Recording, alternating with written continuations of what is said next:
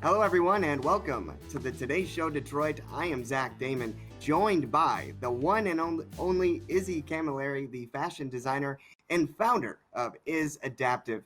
And Izzy, thank you so much for joining us. How are you? I'm good, thank you. How are you? Oh, doing wonderful. So, there's so much to cover because you've done so much in your amazing career. Do you mind if we jump in? Yeah, go right ahead. All right, absolutely. So you have made a name for yourself, designing clothing for national and international clients for over 37 years. And of course, you've built an amazing reputation by creating pieces that are provocative yet refined and sophisticated. And of course, the important thing, always wearable. And of course, your designs have been featured in publications from Vogue to InStyle to Harper's Bazaar and Forbes to the highly influential fashionista.com. And of course, top celebrities from all genres have worn many of your pieces as well, including David Bowie, Angelina Jolie, Jason Momoa, Daniel Radcliffe, and of course, Meryl Streep, just to name a few. But I'm curious, Izzy, what first led you to fashion design? When I was a kid, my mom actually taught me how to sew when I was a little girl, and my mom taught. I have two sisters, and she taught all of us, but I seemed to really enjoy it, and it became a hobby, and then it became a career. Wow, that's amazing. And of course, I mean, growing up, did you gravitate to any, designers when you were young? Uh, yeah, when I went to fashion college when I was 19, just after high school, and that was the 80s. And there was a designer named Claude Montana who he did really beautiful work and that he was very inspiring. And then actually a designer from like the 20s, a guy named Erte, was also very influential to me. Wonderful. Yeah. I mean, I think, fashion is something that I think is just amazing because it incorporates so many different things. I mean, would you agree it's almost wearable art in a lot of ways, right? Yeah, yeah, definitely. Um, it's a very creative thing, and it it also it's the first thing that we see when we see a person. Not only is their face, but what they're wearing, and it really defines who we are and what we're into, and it really defines a lot more than just something that's covering our bodies. Absolutely. And of course, getting back to your career and your accomplishments in 2006, your fashion line Izzy Camilleri, which combined sleek leathers and of course furs and lavish textiles, that earned you the Canadian Arts and Fashion Awards, or CAFA, the coveted Women Designer of the Year award. And of course, the Royal Ontario Museum featured a 6 month exhibition in 2014 highlighting your unique career in fashion.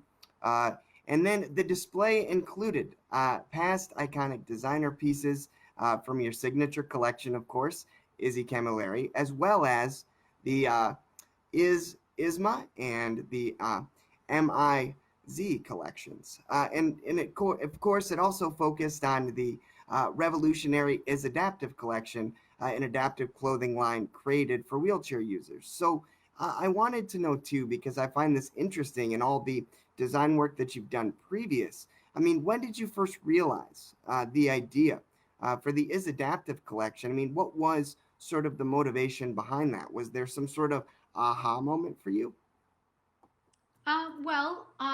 I started to do custom work for a woman who was a wheelchair user back in 2005, and I had never worked with someone with a disability. She was quadriplegic from a very unfortunate shooting when she was 18 years old, and um, so when I started to work with her, I just became a sponge, and I learned all the issues and that she had with clothes, as well as all the compromises she had to make around clothing.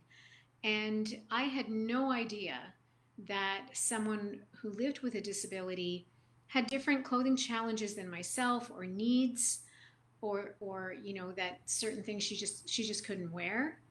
And I it just became very interesting, and also I just became so much more compassionate for people living with a disability, because it wasn't only around clothing, but I just came to understand how she lived her life different than the way I did or have. And so it was through working with her that I realized that there was this huge void out there, for people that live with a disability and in and around clothing.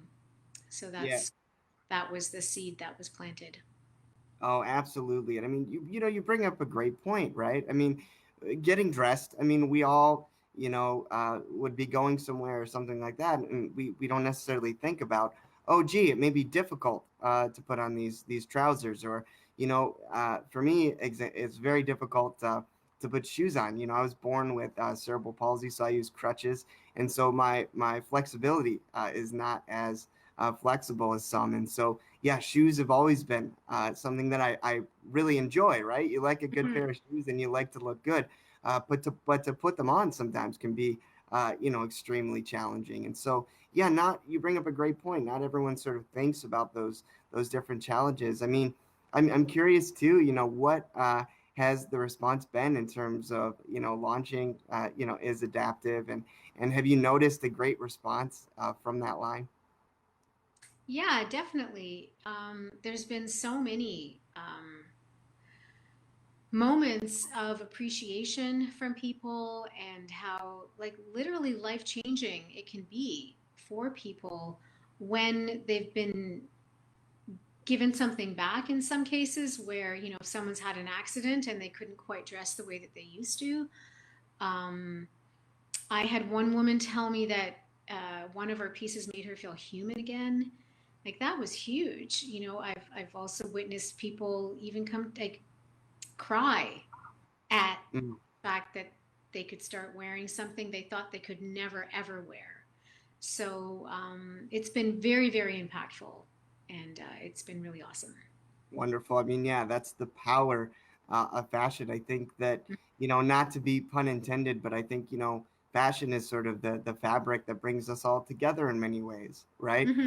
Hmm. Like you said, sometimes the first thing you say at a dinner party when you're attending is, "Oh my gosh, I like that jacket," or "Hey, you look really great," different things. So to hear those comments about how it made people feel human again, I mean, that just has to warm your heart.